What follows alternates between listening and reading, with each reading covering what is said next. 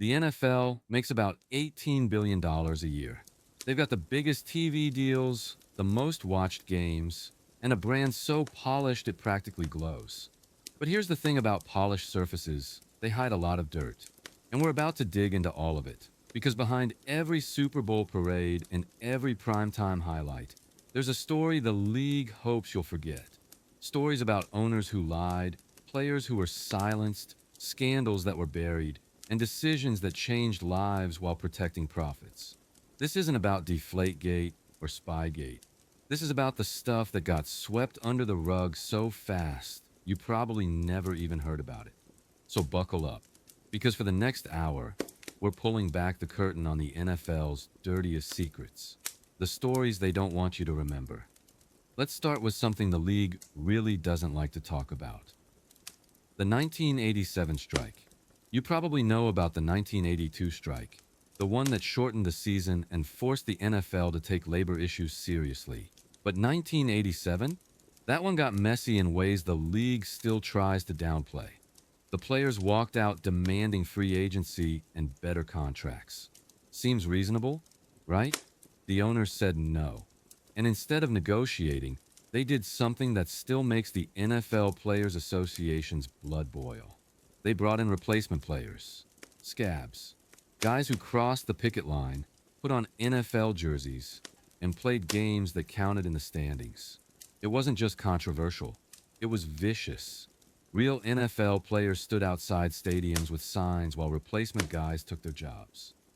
Teams were fielding rosters full of guys who'd been selling insurance or working construction the week before. The games were sloppy, embarrassing, and the league aired them anyway. They needed the TV revenue. They needed to show the players that they were replaceable. And here's the part the NFL hates. It worked. The strike fell apart after just 24 days. The players came back without getting what they wanted. Free agency wouldn't come until 1993. The owners had won by humiliating their own product. They proved they'd rather put garbage football on TV than give players a fair deal. And the replacement players? Most of them disappeared. No pensions, no long-term benefits, no recognition. They were used and discarded. The NFL got what it wanted and moved on like it never happened. But that's not even the darkest labor story in NFL history. Let's talk about something even older. Something that shows just how far the league was willing to go to control its players. In the 1960s, before the merger, the NFL had something called the Rozelle Rule. Named after Commissioner Pete Rozelle, this rule said that if a player's contract expired and he signed with another team, his old team was entitled to compensation, not just draft picks. Whatever the commissioner deemed fair. And Rozelle? He basically made it impossible for players to move. If you tried to leave, your new team would have to give up so much that nobody wanted to sign you. It was a trap. You were stuck with your team forever unless they decided to let you go. Players hated it, but they couldn't fight it because they didn't have the leverage. Then in 1975, a player named John Mackey, president of the Players Association, filed a lawsuit. The case went to court and the NFL lost. A federal judge ruled that the Rozelle Rule violated antitrust laws. It was an illegal restraint on player movement. The league had been operating a system that was straight up against the law. And how did the NFL respond? They fought it for years. They appealed, they stalled, they dragged it out until they could negotiate a new collective bargaining agreement that gave them back some control. The Rozelle Rule was gone, but the league made sure free agency wouldn't be truly free for almost 2 more decades. They lost in court and still found a way to win. Speaking of courts, let's talk about Al Davis, the Oakland Raiders owner who went to war with the NFL and almost destroyed the league's entire power structure. In 1980, Davis wanted to move his team from Oakland to Los Angeles. The NFL said no. Back then, team relocations required approval from 3/4 of the league's owners. And the owners didn't want Davis in LA because the Rams were already there. They didn't want the competition. So Davis sued. He argued that the league's relocation rules violated antitrust laws and that he had the right to move his business wherever he wanted. The case went to trial in 1981, and it got ugly. NFL executives were grilled on the stand. Internal documents were exposed showing that the league operated like a cartel, controlling where teams could go and how much power individual owners had.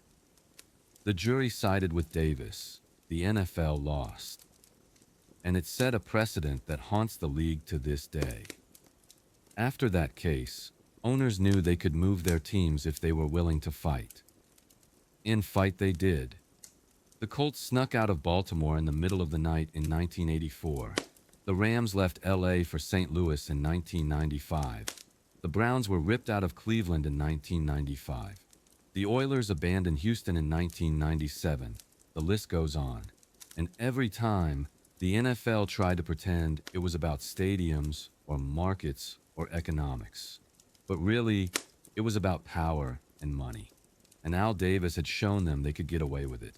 The league tried to bury that story by acting like relocations were always part of the plan. But the truth is, Davis exposed the NFL as a league that would let cities lose their teams if it meant more revenue. He won his case, and the fans lost everything.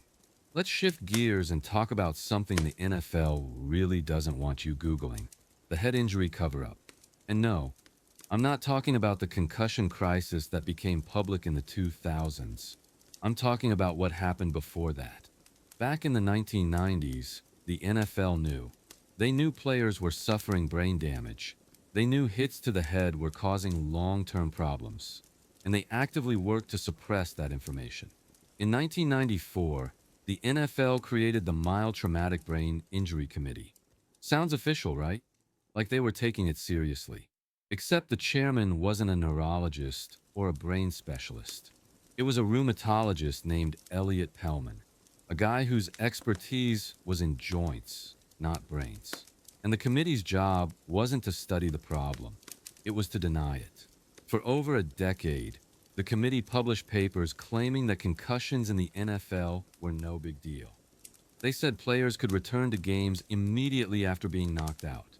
They said there was no evidence of long-term damage. They dismissed independent researchers who were finding chronic traumatic encephalopathy, CTE, in the brains of former players. One of those researchers was Dr. Bennett Omalu, who discovered CTE in the brain of former Steelers center Mike Webster. Omalu published his findings in 2005. The NFL attacked him. They demanded his research be retracted. They sent representatives to discredit him at medical conferences. They did everything they could to bury his work because it threatened their entire business model. If people knew that football caused brain damage, parents wouldn't let their kids play. Ratings might drop. Lawsuits would come. So the league lied. They lied to players, to fans, to Congress. And it worked for years until the evidence became so overwhelming they couldn't deny it anymore. In 2009, the NFL finally admitted there might be a link between football and brain damage. Might. Even then, they were hedging. By that point, dozens of former players had died with CTE. Guys like Andre Waters, Terry Long, Justin Strelchick. Players who'd killed themselves because their brains were deteriorating and they didn't know why. The NFL had the research, they had the data, and they chose profit over player safety. In 2013, the league settled a lawsuit with thousands of former players for $765 million. It sounds like a lot until you realize the NFL makes that much in about 2 weeks, and the settlement came with no admission of guilt. The league paid to make the problem go away without ever saying they were wrong. To this day, the NFL still won't admit that playing football causes CTE. They'll say there's a link, but they won't say it's causal. It's the same playbook Big Tobacco used for decades. Deny, delay, deflect. And it worked. But the concussion cover-up isn't the only medical scandal the NFL wants buried. Let's talk about painkillers. In 2014, former players filed a lawsuit claiming that NFL teams had routinely given them dangerous amounts of painkillers and anti-inflammatory drugs without proper prescriptions or warnings. We're talking about guys being handed pills like candy before games, so they could play through injuries. Toradol injections before kickoff became so common it was basically a pregame ritual. The problem? These drugs have serious side effects: kidney damage, heart problems, addiction, and players weren't told.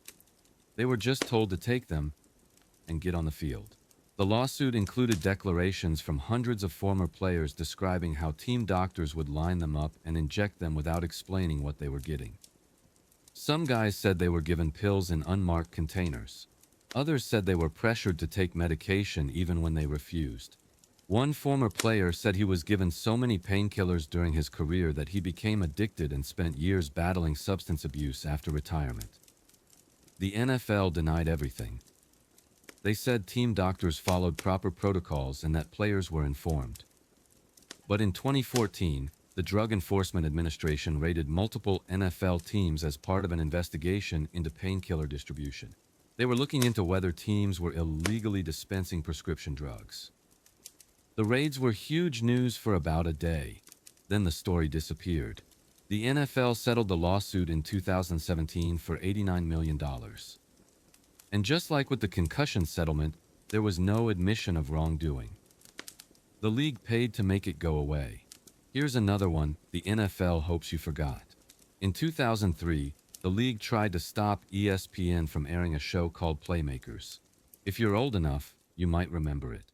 It was a fictional drama about a pro football team that dealt with real issues like domestic violence, drug use, steroid abuse, and corruption. It was dark, gritty, and surprisingly honest about the ugly side of football. The show was a hit. It pulled great ratings and got renewed for a second season. But the NFL hated it. They said it portrayed the league in a negative light and damaged the sport's reputation. So they pressured ESPN to cancel it. And ESPN, which had just signed a massive TV deal with the NFL worth billions, caved. They canceled Playmakers after one season. The network publicly said it was a business decision, but everyone knew the truth. The NFL had flexed its power, and ESPN chose money over creative freedom. It was a chilling reminder of how much control the league has over its media partners. If you have billions of dollars in NFL broadcast rights, you don't air content that pisses off the league. You play by their rules or you lose access. And that's exactly what happened. Playmakers disappeared, and the NFL made sure no network would try something like that again. Let's talk about gambling. The NFL has spent decades pretending it has nothing to do with gambling, even though betting has been part of football culture since the beginning. But there's one story the league really doesn't want you to remember. In 1963, the NFL suspended two of its biggest stars, Paul Hornung and Alex Karras, for betting on games. Hornung was a running back for the Packers, a golden boy, and a league MVP. Karras was a dominant defensive tackle for the Lions and one of the most popular players in the league. Both admitted to placing bets on NFL games, not against their own teams, but still, they were betting. Commissioner Pete Rozelle suspended them for the entire 1963 season.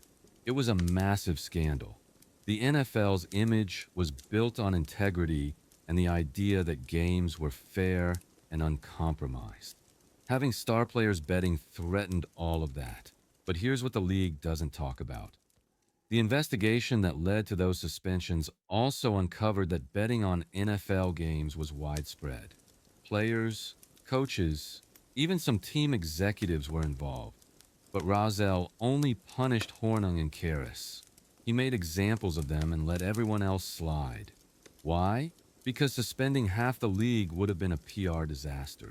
So he sacrificed two guys, reinstated them after a year, and moved on like the problem was solved.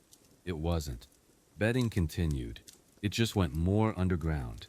Fast forward to 1983, another gambling scandal, this time involving four players on the New Orleans Saints. Defensive back Albert Richardson, linebacker Marcus Wilson, and two others were accused of using cocaine and being involved with a drug ring connected to organized crime figures who were betting on games. The league investigated and found no evidence that games were fixed, but the association alone was enough to damage the Saints' reputation. Three of the players were cut. One was suspended. The NFL made a big show of cleaning house and protecting the integrity of the game. But quietly, there were whispers that the investigation was shut down before it could go deeper. There were rumors that the drug ring had connections to people within the league, people who didn't want their names exposed. The NFL said the matter was closed and the media moved on. But former players and reporters who covered the story have said for years that there was more to it than what was made public. The league just didn't want to dig any deeper. And then there's Art Schlichter, a former Ohio State quarterback who was drafted by the Colts in 1982 and who had a gambling addiction so severe it destroyed his career and his life. Schlichter bet on everything: football, basketball, horses. He lost millions. He borrowed from loan sharks and teammates. He lied to coaches and team executives. The Colts tried to help him. They sent him to therapy and suspended him multiple times, hoping he'd get clean. But he couldn't stop. He was banned from the NFL in 1985 and later served multiple prison sentences for fraud and theft related to his gambling debts. The NFL used Schlichter as a cautionary tale. They pointed to him as an example of what happens when you gamble. But they also quietly distanced themselves from him. They didn't want people asking how a gambling addict made it through college and into the NFL without anyone noticing. They didn't want people wondering if maybe the culture around football enabled that kind of behavior. So they let Schlichter become a footnote and moved on. Now the NFL is all in on gambling. They've got partnerships with DraftKings, FanDuel, and Caesars. They've got betting lines integrated into broadcasts. They've got a team in Las Vegas. The hypocrisy is stunning. For decades, the league acted like gambling was a threat to the integrity of the game. Now they're making billions off it. And the stories of Hornung, Karras, Schlichter, and the others? The NFL hopes you forgot all about them. Let's talk about race. The NFL loves to celebrate its progress. They talk about the Rooney Rule and diversity initiatives and how far the league has come. But they don't talk about the decades when black players were banned. From 1933 to 1946, the NFL had an unwritten rule: no black players allowed. It wasn't officially policy, but every owner knew it. Every coach followed it. For 13 years, the NFL was a whites-only league. And it wasn't because there weren't talented black players. There were. They were starring in college football and dominating in other sports. But the NFL didn't want them. Why? Because owners believed that white fans wouldn't support teams with black players. They thought it would hurt ticket sales and alienate their base. So they just banned them. No announcement, no explanation, just silence.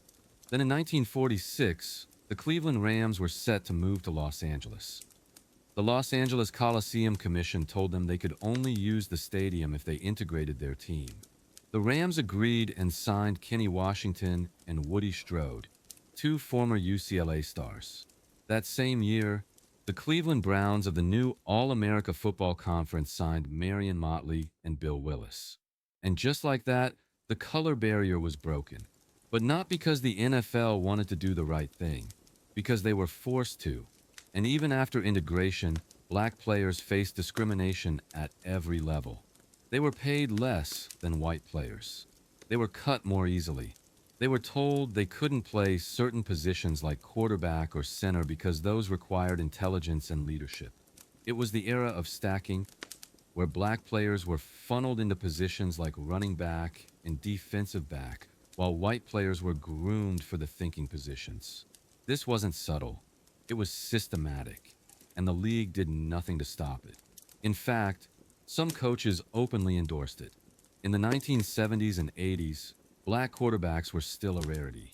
Guys like James Harris, Warren Moon, and Doug Williams had to fight just to get a chance. And even when they succeeded, they were treated like exceptions. Williams won Super Bowl 22 and was named MVP after throwing 4 touchdown passes in one quarter. He was the first black quarterback to win a Super Bowl. And after the game, a reporter asked him, "How long have you been a black quarterback?" Williams stared at him and said, "I've been black all my life." The question was so absurd it exposed how little progress had actually been made. The NFL celebrated Williams, but behind the scenes, black quarterbacks were still being pushed out of the position. Teams would draft them, try to convert them to wide receiver or defensive back, and move on when they refused. It took until the 2000s before black quarterbacks were truly accepted as the norm. And even now, the league has far fewer black head coaches and executives than it should, given that nearly 70% of players are black. Then there's the story of Fritz Pollard, one of the first black players in NFL history and one of the most important figures the league refuses to honor properly.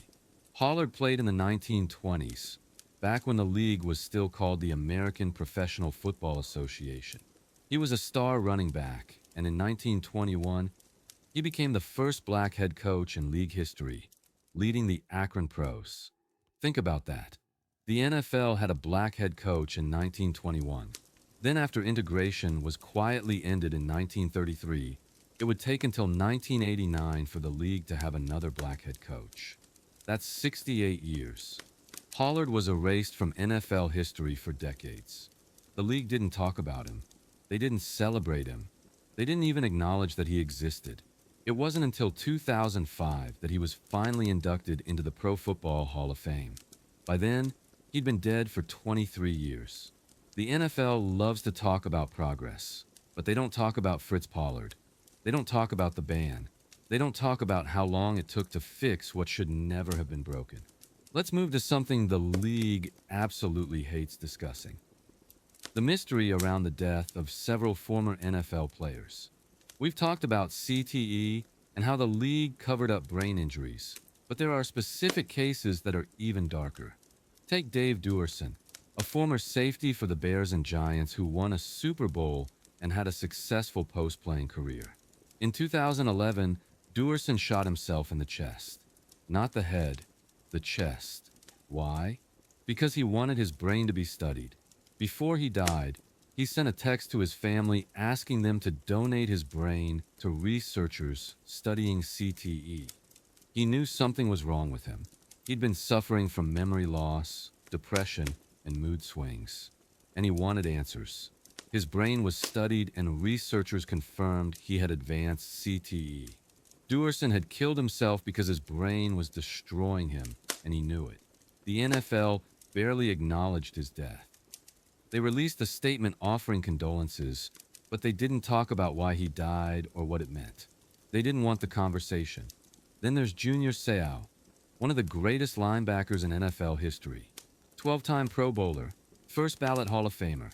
In 2012, Seau shot himself in the chest. Just like Duerson, his family donated his brain, and researchers found CTE. Seau had shown signs of cognitive decline before his death. He'd been in car accidents, had trouble sleeping, and suffered from depression. But he never sought help because he didn't want to admit something was wrong. After his death, his family sued the NFL, claiming the league had known about the dangers of head injuries and failed to protect him. The case was settled out of court for an undisclosed amount. The NFL admitted nothing, and just like with Duerson, the league moved on as quickly as possible. No big press conferences, no promises to do better, just silence. And Seau and Duerson aren't the only ones. There's a long list of former NFL players who died young under suspicious or tragic circumstances. Andre Waters, a former safety for the Eagles, shot himself in 2006. He was 44. His brain showed damage consistent with an 85-year-old man with Alzheimer's. Terry Long, a former Steelers offensive lineman, died by drinking antifreeze in 2005. He was 45. His brain also showed CTE. Justin Strelczyk, another former Steelers lineman, died in 2004 after a high-speed chase that ended in a fiery crash. He was 36. His family said he'd been acting erratically and showing signs of dementia. The NFL's response to all of these deaths? Thoughts and prayers. They offer condolences. They acknowledge the tragedies, and then they go back to business as usual. They don't talk about the pattern. They don't talk about how many former players are dying in their 40s and 50s from brain-related issues. They don't connect the dots because if they did, they'd have to admit that playing football might be killing people. Here's one that'll make your blood boil. The NFL's treatment of cheerleaders. For decades, NFL cheerleaders have been paid almost nothing, subjected to humiliating rules, and treated like disposable eye candy. And the league has done everything it can to keep that quiet. In 2018, a former cheerleader for the Washington team filed a lawsuit claiming she and her teammates were paid less than minimum wage. The team required them to attend practices, rehearsals, games, and promotional events, but only paid them for game days. When you broke it down by the hour, they were making about $5 an hour. Less than what fast food workers were making. But it gets worse. The lawsuit revealed that cheerleaders were subjected to degrading and invasive rules. They had to submit to annual body measurements. If they gained weight, they could be cut. They were required to attend events where they were expected to mingle with sponsors and suite holders, essentially acting as hostesses. And they were told what to wear, how to style their hair, and even what kind of underwear they could have on under their uniforms. Some teams required cheerleaders to pose for swimsuit calendars that were sold to fans. The cheerleaders didn't get paid extra for the photo shoots, and they had no control over how the images were used. In 2018, another scandal broke involving the Washington team. It was reported that in 2013, the team had taken their cheerleaders to Costa Rica for a swimsuit calendar shoot. When they arrived, the cheerleaders had their passports taken away. Then they were told they had to attend a nightclub event where they were expected to serve as escorts for suite holders and sponsors. Some of the women said they felt like they were being pimped out. They described feeling unsafe and uncomfortable, but they had no way to leave because their passports were being held. When the story broke, it was a bombshell. But the NFL did almost nothing. They said they were reviewing the situation. Washington's owner, Dan Snyder, denied that anything inappropriate had happened. And after a few weeks, the story faded. No real consequences. No systemic change. The cheerleaders were left to deal with the fallout while the team and the league moved on. Other teams had similar scandals. The New Orleans Saints were sued by former cheerleaders over wage theft. The Oakland Raiders settled a lawsuit for $1.25 million after cheerleaders claimed they were paid less than $5 an hour and subjected to demeaning treatment. The Buffalo Bills were sued for paying their cheerleaders nothing for practices and only $105 per game. And those are just the cases that made it to court. How many more cheerleaders have suffered in silence because they were afraid to speak out or didn't think anyone would care? The NFL has made billions of dollars off the image of cheerleaders. They're part of the spectacle. They're in commercials and on merchandise. But the women doing the actual work are treated like garbage. And the league hopes you don't remember any of it. Let's talk about domestic violence. The NFL's record on this is abysmal. We all remember the Ray Rice video. That was the moment the NFL could no longer ignore the issue. But Rice wasn't the first, and he wasn't the last. The league has been covering up and minimizing domestic violence for decades. In 2000, linebacker Ray Caruth was convicted of conspiracy to commit murder. He'd hired someone to kill his pregnant girlfriend. She survived long enough to give birth, but then died. Caruth was sentenced to nearly 19 years in prison. The NFL barely acknowledged it. They released a brief statement and moved on. No league-wide conversation about violence against women. No policy changes. Nothing. Then in 2007, Pac-Man Jones, then with the Titans, was involved in a strip club altercation that left a man paralyzed. Jones had a history of legal troubles and arrests, many involving violence. The NFL suspended him for the season, but when he came back, he was allowed to keep playing. No long-term consequences. In 2010, Steelers quarterback Ben Roethlisberger was accused of sexual assault for the second time. He wasn't charged, but the NFL suspended him for 6 games, later reduced to 4, and then he went back to being the face of the franchise. In 2012, Joe Van Belcher, a linebacker for the Chiefs, shot and killed his girlfriend, then drove to the team's practice facility and killed himself in front of his coach and general manager. It was one of the most horrifying incidents in NFL history. And the league's response? They played the game that weekend. The Chiefs hosted the Panthers just 2 days after Belcher's murder-suicide. The NFL said it was what the team wanted, but critics argued that playing the game so soon showed a lack of respect for the victim and the severity of what had happened. Then came Ray Rice. In 2014, video surfaced of Rice dragging his unconscious fiancée out of an elevator. The NFL suspended him for 2 games. 2 games. The backlash was immediate. How could knocking a woman unconscious be worth the same punishment as smoking weed? Then TMZ released a full video showing Rice punching her inside the elevator. The league claimed they hadn't seen the footage before, but that was a lie. Multiple reports confirmed that the NFL had access to the video months earlier. They just chose not to act until they were forced to. After the full video went public, the Ravens cut Rice, and the NFL suspended him indefinitely. Commissioner Roger Goodell held a press conference and admitted the league had screwed up. He announced a new domestic violence policy with harsher penalties, but the damage was done. The NFL had shown that they only cared about domestic violence when the public was watching. And even after the new policy, enforcement has been inconsistent. Greg Hardy, a defensive end for the Panthers, was convicted of assaulting his girlfriend. He appealed, and the case was eventually dismissed when the victim stopped cooperating. Hardy was suspended for 10 games, but then he was signed by the Cowboys and continued playing. Tyreek Hill, now one of the league's biggest stars, was accused of domestic violence in college. He pleaded guilty and was dismissed from his team. But the Chiefs drafted him anyway. And when another domestic incident involving his son was investigated in 2019, the NFL did nothing.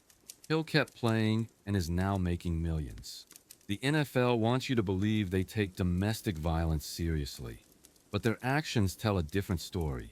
They've repeatedly shown that if you're talented enough, you'll get another chance.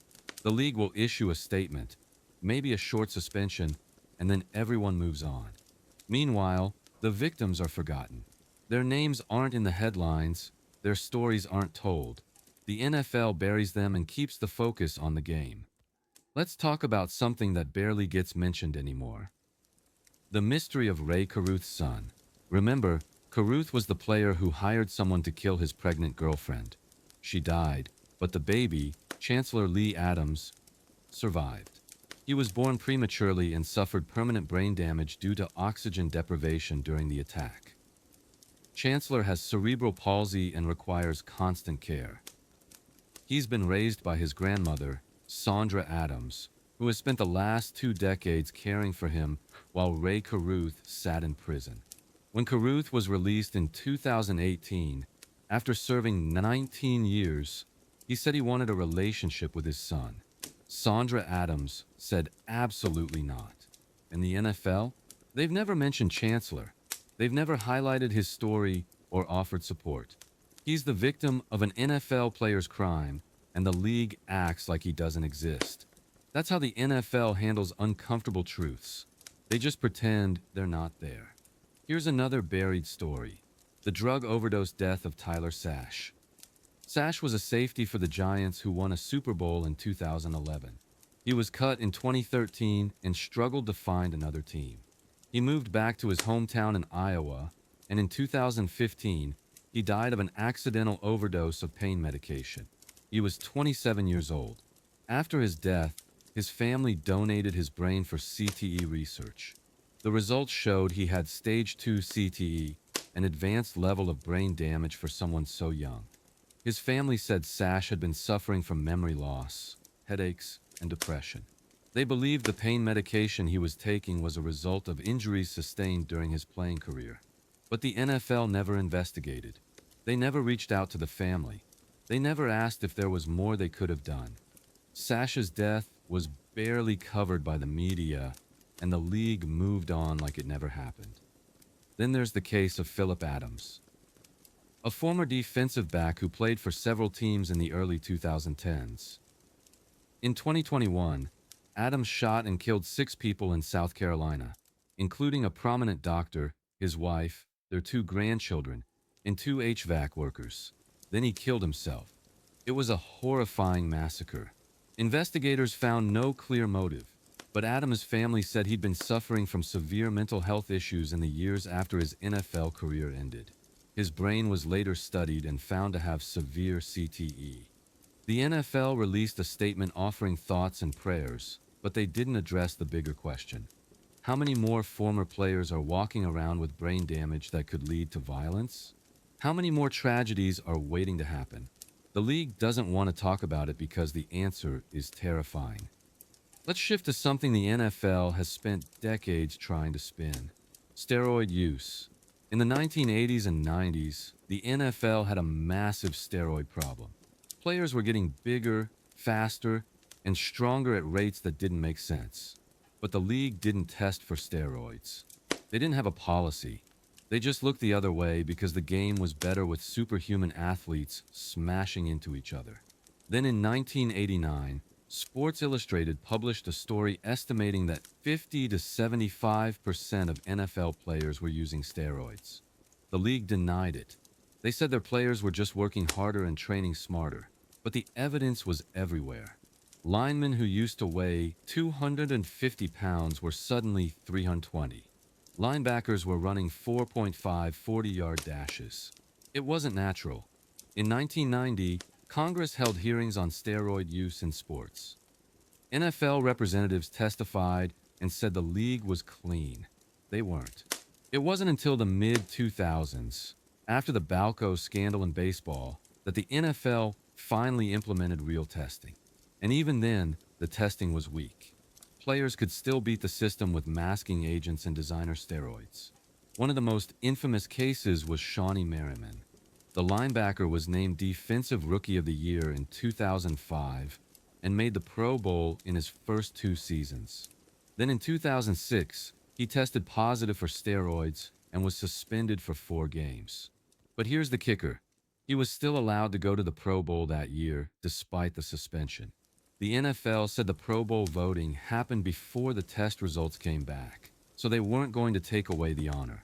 It was absurd. The league was rewarding a guy who cheated. And Merriman's career? It didn't suffer. He came back, kept playing, and remained popular. The message was clear. Even if you get caught, the consequences are minimal. More recently, we've seen suspensions for performance-enhancing drugs, but the stigma isn't the same as in other sports. In baseball, steroids ruined careers and kept players out of the Hall of Fame. In the NFL, it's just part of the game. The league has done a masterful job of making people believe that football is clean. But the reality is, testing is still beatable and the culture of PED use is alive and well. Let's talk about something that should have been a way bigger deal. In 2012, the New Orleans Saints were punished for running a bounty program.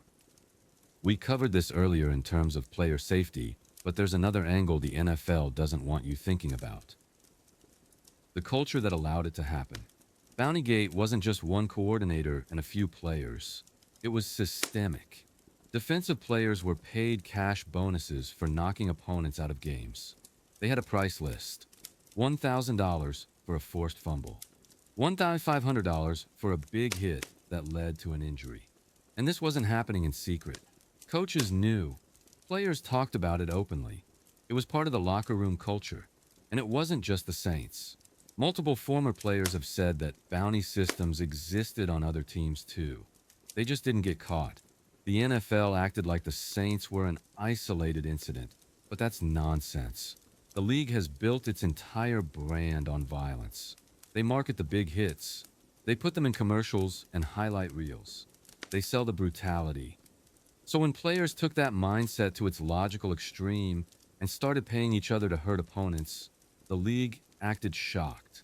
But they shouldn't have been. They created the culture. They encouraged it. And when it got exposed, they punished a few people and moved on. Here's something that got buried fast. In 2015, Al Jazeera America aired a documentary called The Dark Side. It alleged that several high-profile athletes, including Peyton Manning, had used performance-enhancing drugs. The documentary focused on a clinic in Indianapolis that allegedly provided HGH and other banned substances to athletes recovering from injuries.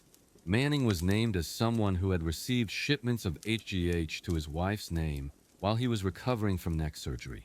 Manning denied the allegations and said the HGH was for his wife, who was recovering from her own medical issues. The NFL launched an investigation. But here's the thing. The investigation was a joke. The league didn't have access to Manning's medical records because of privacy laws. They couldn't subpoena the clinic, and Manning refused to turn over his wife's records, which he had every legal right to do. So after 7 months, the NFL closed the investigation and said they found no evidence that Manning violated the league's drug policy. Case closed. But let's be real. The NFL didn't want to find anything. Manning was one of the biggest stars in the league. He was the face of the sport. If he got suspended or exposed, it would have been a disaster for the league's image. So they did a surface-level investigation, found nothing, and moved on. Meanwhile, the journalist who reported the story later recanted parts of it, claiming he was misled by his source. The source also recanted, and the entire documentary was pulled from circulation. Convenient, right? The NFL got exactly what they wanted. The story died, Manning's legacy stayed intact, and nobody had to ask uncomfortable questions. Let's talk about something even shadier. The NFL's relationship with the military. For years, the league has wrapped itself in the flag, honoring troops at games, doing flyovers, having emotional reunions on the field. It all looks patriotic and heartwarming. But here's what they don't tell you. The military was paying the NFL to do it. In 2015, a Senate investigation revealed that the Department of Defense had spent $53 million on marketing and advertising contracts with professional sports leagues, including the NFL, between 2012 and 2015. Teams were being paid hundreds of thousands of dollars to hold military appreciation events, honor guards, and surprise homecomings. The NFL was charging the military for patriotism, and they were doing it while pretending it was all genuine. The report called these payments paid patriotism and criticized the leagues for profiting off of military tributes that fans assumed were done out of respect. After the report came out, the NFL said they would refund $723,000 to the military for inappropriate payments. But the damage was done. The league had been caught monetizing nationalism. And while they stopped taking money from military tributes after the scandal, the cynicism remained. Every time you see a color guard or a troop reunion at an NFL game now, you have to wonder, is this real or is this just marketing? And speaking of marketing, let's talk about breast cancer awareness. Every October, the NFL goes pink. Players wear pink shoes, pink gloves, pink towels. The league sells pink merchandise and talks about fighting cancer. It's all very touching, except for one problem. Most of the money doesn't go to cancer research. In 2013, Business Insider broke down where the money from pink merchandise actually went. Only about 8% of the proceeds from NFL pink gear was going to the American Cancer Society for research. The rest was going to the manufacturers, the retailers, and the NFL itself. The league was using breast cancer awareness as a branding opportunity and pocketing most of the profits. After the story broke, the NFL changed its charity partner and restructured the program. They started the Crucial Catch campaign, which focuses on multiple types of cancer. But the fundamental issue remained. The NFL was using serious social causes to sell merchandise and boost its image. It's performative activism at its worst. Let's get into something really dark. The 2017 incident involving Jerry Jones and the protest against protests. In 2016, Colin Kaepernick started kneeling during the national anthem to protest police brutality and racial injustice. The movement grew and other players joined. The NFL was caught in the middle. Some fans supported the protests, others were furious, and the owners were terrified of losing viewers and sponsors. In 2017, before a Monday Night Football game, Dallas Cowboys owner Jerry Jones led his entire team in kneeling before the anthem. It looked like a moment of solidarity.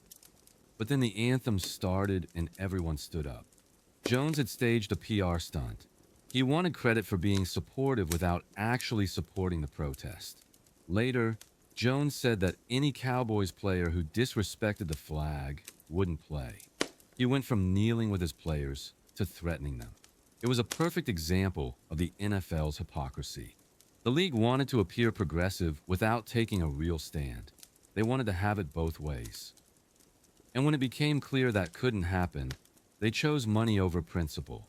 In 2018, the NFL passed a policy requiring players to stand for the anthem or stay in the locker room.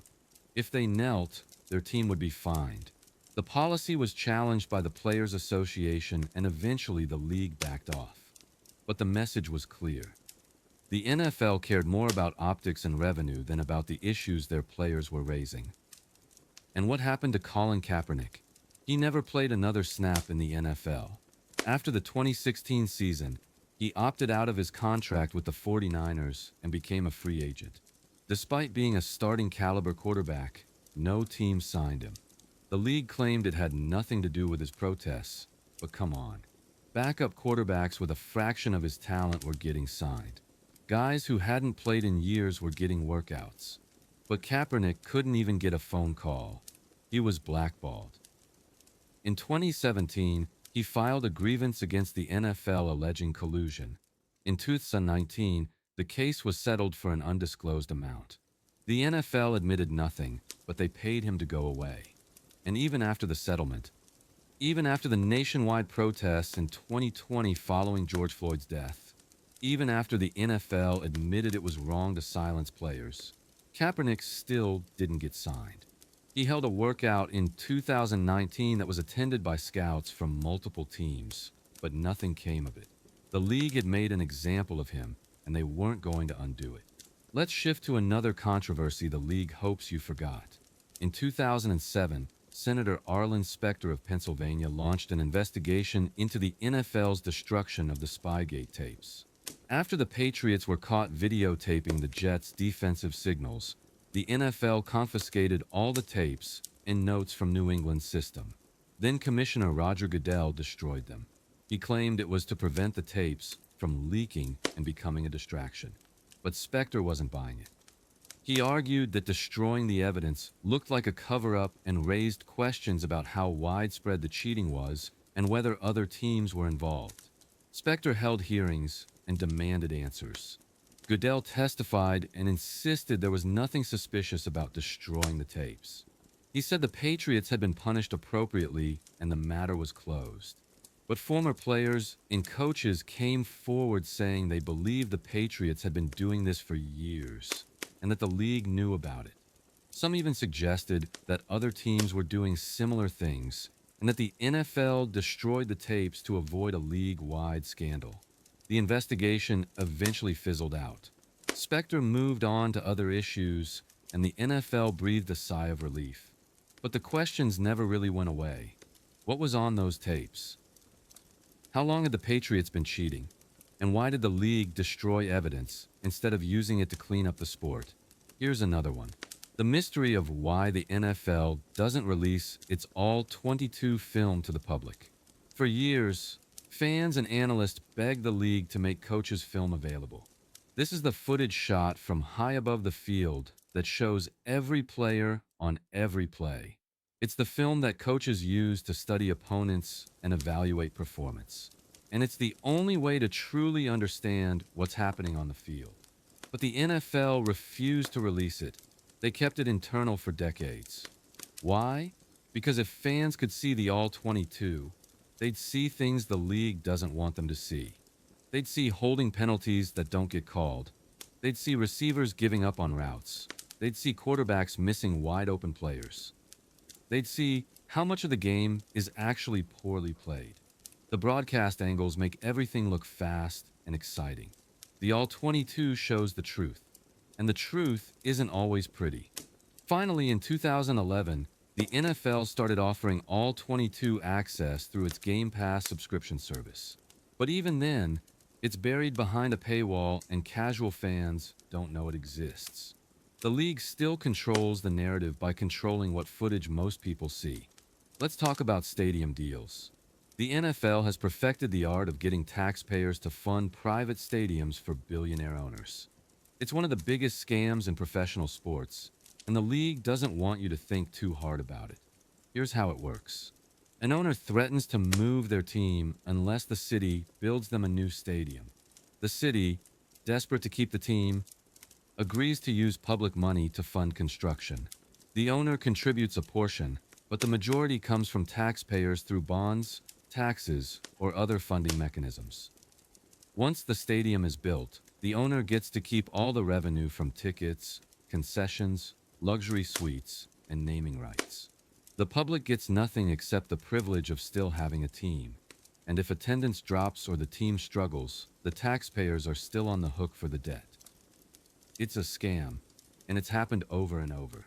The Minnesota Vikings got a $1.1 billion stadium in 2016 with over $500 million in public funding. The Atlanta Falcons got a $1.6 billion stadium in 2017 with $200 million from the city. The Las Vegas Raiders got a $2 billion stadium in 2020 with $750 million in public money. These are billionaire owners getting handouts from cities that often have crumbling schools, failing infrastructure, and underfunded public services. But instead of fixing those problems, they're building palaces for football teams. And the worst part?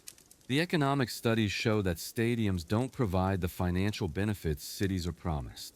Teams claim that a new stadium will create jobs, boost tourism, and generate tax revenue. But independent economists have repeatedly found that those claims are exaggerated or outright false. Most of the jobs created are part-time, low-wage positions. The tourism boost is minimal because most fans are locals who would have spent their money in the city anyway. And the tax revenue rarely comes close to covering the cost of the stadium. But cities keep falling for it because the threat of losing a team is too painful to bear. And the NFL knows it. They've weaponized nostalgia and civic pride to extract billions from taxpayers. It's legalized robbery. Here's something that should enrage every fan. The NFL is a tax-exempt organization, or at least it was until 2015. For decades, the league office claimed it was a non-profit trade association and therefore didn't have to pay federal income taxes. Individual teams paid taxes, but the league itself, which was generating billions in revenue, was tax-exempt. It was absurd.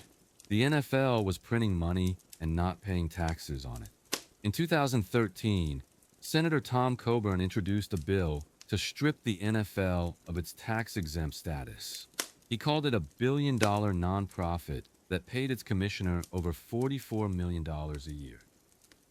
The public pressure mounted, and in 2015, the NFL voluntarily gave up its tax-exempt status. But here's the thing, it didn't actually change anything. The league office wasn't making a profit because it redistributed all its revenue to the teams. So even when they were tax-exempt, they weren't avoiding much in taxes. Giving up the status was a PR move to make the controversy go away. And it worked. People moved on thinking the problem was solved when nothing had really changed. Let's talk about the disgusting story of how the NFL treated its retired players. For decades, the league had a pension system that was a joke. Players who retired before 1993 received almost nothing.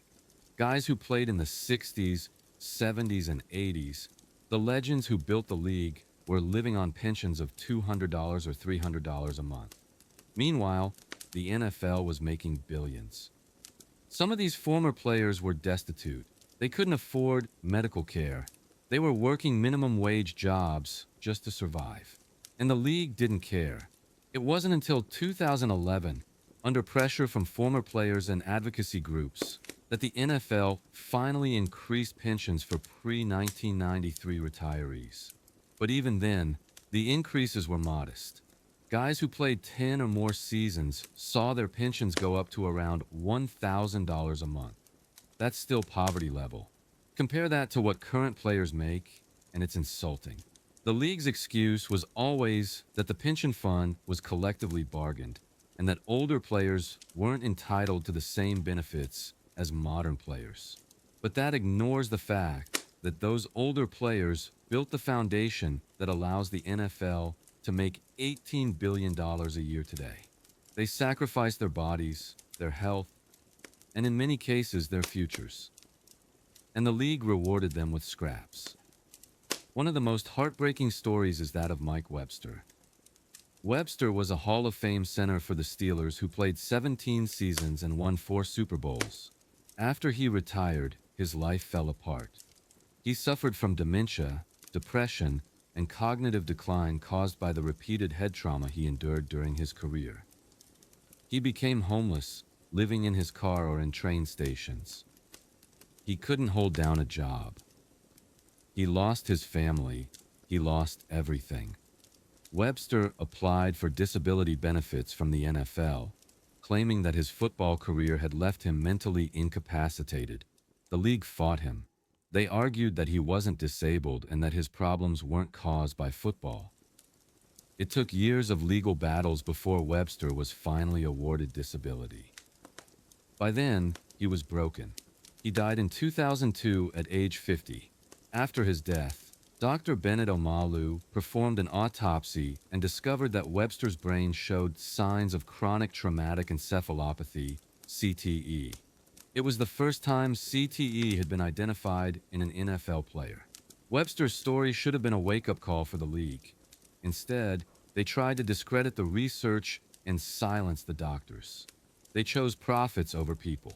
Again, let's get into the NFL's complete failure to address mental health. Football is a brutal sport that takes a toll on players' minds as well as their bodies. Depression, anxiety, PTSD, substance abuse, all of these are rampant among current and former players. But for decades, the league did nothing to address it.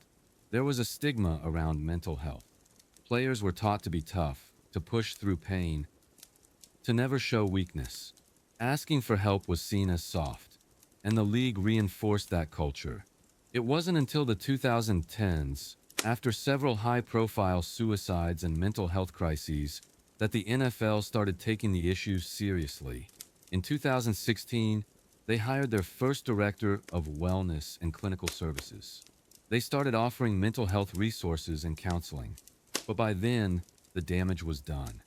Hundreds, maybe thousands of former players had suffered in silence, and many of them are still suffering today. The NFL's mental health programs are better than they were, but they're still not enough. Players are afraid to seek help because they don't want to be seen as weak or unreliable. Teams are hesitant to support players who need time away from mental health because it affects their performance on the field. And the stigma persists. Until the league makes mental health a priority on the same level as physical health, players will continue to struggle and die in silence. Here's a story that got buried because it was too uncomfortable. In 2014, the NFL faced a lawsuit from the family of Paul Oliver, a former safety for the Chargers who shot himself in 2013. He was 29 years old. His family claimed that Oliver had been suffering from CTE and that the league's failure to protect players from head injuries directly contributed to his death. The case was eventually folded into the larger concussion settlement, but Oliver's story highlighted a disturbing trend. Young players, guys in their 20s and 30s, were dying from brain damage. It wasn't just old-timers who played in the leather helmet era. It was recent players who'd been through the modern NFL system, and the league didn't want to talk about it because it made the sport look dangerous, which it is. Football causes brain damage. That's not speculation. It's fact. And the NFL has spent decades trying to obscure that fact because acknowledging it would threaten the entire business model. Let's talk about something the NFL really doesn't want in the spotlight: performance-enhancing drugs in the draft process. Every year, hundreds of college players prepare for the NFL Combine and Pro Days, the events where teams evaluate prospects. The pressure to perform is immense. Your 40-yard dash time, your bench press reps, your vertical jump, all of these metrics can determine whether you get drafted and how much money you'll make. So some players cheat. They use steroids, stimulants, and other PEDs to boost their performance during testing. And the NFL knows it, but they don't test for it at the combine. Think about that. The league tests players during the season, but not during the most important job interview of their lives. Why? Because if they did, a significant number of prospects would test positive, and it would be a massive scandal. So the league just looks the other way. They let players juice up for the combine, get drafted based on inflated numbers, and then try to regulate them once they're in the league. It's backwards. And it creates a culture where cheating is not only accepted, but expected. Here's another buried scandal: the NFL's relationship with daily fantasy sports. In the mid-2010s, companies like DraftKings and FanDuel exploded in popularity. They offered daily fantasy contests where users could win cash prizes, and the NFL partnered with them. The league invested in these companies, ran commercials during games, and integrated fantasy stats into broadcasts. But there was a problem. Daily fantasy sports were essentially unregulated gambling, and in many states, gambling was illegal. The companies argued that fantasy sports were games of skill, not chance, and therefore not subject to gambling laws. But that was a legal gray area at best. Several states launched investigations and lawsuits. Attorneys general argued that daily fantasy was illegal gambling and should be shut down. The NFL, which had spent decades fighting against sports betting, was suddenly in business with gambling companies, and they were making millions off of it. The hypocrisy was stunning. For years, the league had said that gambling threatened the integrity of the game, but when there was money to be made, they changed their tune. Eventually, most states legalized daily fantasy with regulations, and the NFL's partnerships continued. But the league never addressed the contradiction. They just hoped people would forget. Let's talk about the disaster that was the NFL's handling of COVID-19. In 2020, when the pandemic hit, the league initially said they were committed to player safety. They implemented testing protocols, created bubble environments for training camps, and postponed games when outbreaks occurred. But behind the scenes, it was chaos. Teams were pressuring players to play through symptoms. Coaches were ignoring protocols, and the league was prioritizing TV revenue over health. There were multiple cases of teams having major outbreaks, and the NFL scrambling to reschedule games at the last minute. The Tennessee Titans had an outbreak that forced the postponement of 2 games. The Baltimore Ravens had an outbreak so severe that their quarterback Lamar Jackson tested positive days before a critical game, but the league made them play anyway with a third-string QB. The NFL's official policy was that player safety came first, but their actions showed otherwise. They were terrified of losing TV money, so they bent over backwards to keep games on schedule even when it put players at risk. And let's not forget that the league refused to create a true bubble like the NBA did. The NBA went to Orlando, isolated their players, and completed their season with 0 positive tests. The NFL could have done something similar, but chose not to because it would have been expensive and logistically complicated. So instead, they had a patchwork system that led to constant disruptions, outbreaks, and players getting sick. Let's talk about one final, deeply disturbing story: the NFL's history with players who've been accused or convicted of crimes against children. The league likes to present itself as family-friendly, but they've repeatedly allowed players with heinous criminal histories to continue playing. In 2014, Adrian Peterson, one of the league's biggest stars, was charged with felony child abuse after beating his 4-year-old son with a switch so badly that the child had cuts and bruises all over his body. Peterson pleaded no contest and was suspended for most of the season. But then he came back and kept playing. He was welcomed back by the Vikings and later played for several other teams. His career continued for years. The NFL suspended him briefly, made some statements about child welfare, and then moved on. Another example is Tyreek Hill, who was dismissed from Oklahoma State in 2014 after pleading guilty to domestic assault and battery by strangulation involving his pregnant girlfriend. He was drafted by the Chiefs in 2016. In 2019, he was investigated again after his 3-year-old son suffered a broken arm. Audio was released of Hill's girlfriend saying their son was afraid of him. The investigation was closed without charges, but it was deeply troubling. Hill kept playing. He's now one of the highest paid players in the league. The NFL did nothing. These are just two examples. There are others. Players who've been accused of horrific acts involving children, but who are allowed to keep playing because they're talented. The league's message is clear. If you can help a team win, your off-field behavior doesn't matter. They'll issue a statement, maybe a suspension, and then it's back to business. So here we are, 1 hour of NFL history that the league desperately wants you to forget. Stories of greed, corruption, abuse, cover-ups, and exploitation. The NFL has spent a century building an empire on the backs of players who sacrificed their bodies and their futures. They've lied to fans, manipulated cities, silenced victims, and protected the powerful. And they've done it all while convincing us that football is about more than money, that it's about community, tradition, and the love of the game. But it's not. It never has been. It's a business, a ruthless, calculating, profit-driven machine that will do whatever it takes to keep growing. The owners are billionaires who got rich by exploiting players and taxpayers. The league executives are corporate operatives whose only job is to maximize revenue. And the players, the men who actually play the game, are treated like disposable assets, used up and thrown away the moment they're no longer profitable.